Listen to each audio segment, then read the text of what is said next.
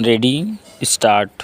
महोदय, जब तक अहिंदी भाषी हिंदी को हृदय से स्वीकार नहीं करते तब तक वह राष्ट्रभाषा का स्थान नहीं पा सकती। और यह तभी हो सकता है जब वे यह समझें कि इसमें उनका भी योगदान है और उन्होंने इससे केवल लिया ही नहीं बल्कि इसे कुछ दिया भी है। और उन पर कोई दूसरी भाषा लादी नहीं गई है बल्कि यह उनकी ही भाषा है। मेरे कहने का अर्थ यह नहीं कि आप उनकी ही व्याकरण अपना लें। इसका अर्थ यही है कि आप उदारतापूर्वक जितना ले सकते हैं ले लें। भाषा इसी प्रकार बन सकती है। यह भी आवश्यक नहीं है कि उसको स्वीकार करने पर आप वही लिखना प्रारंभ कर दें, परंतु जो वे लिखें उसको आप गलत न समझें।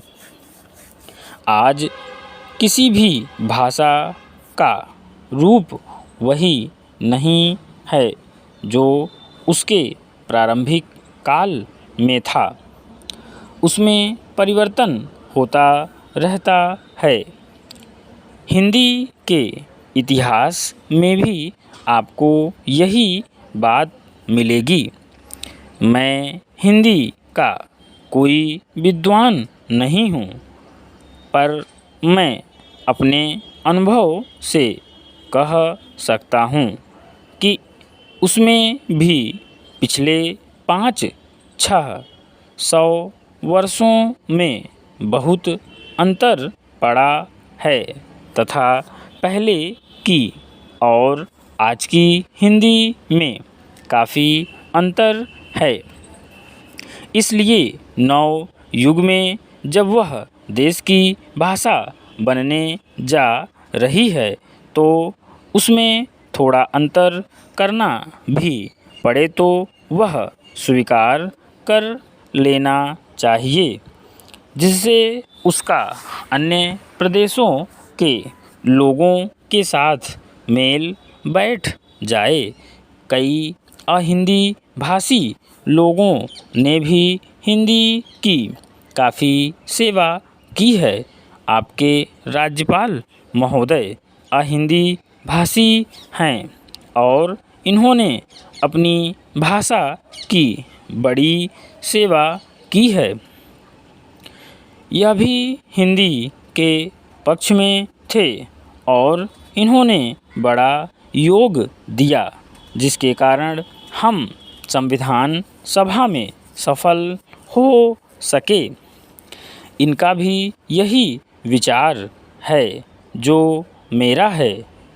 मैं चाहता हूँ कि इनको भी हिंदी की सेवा करने का अवसर दिया जाना चाहिए। उसका फल हिंदी के लिए और देश के लिए अच्छा होगा। मानपत्र में आपने संस्कृत के संबंध में कहा है।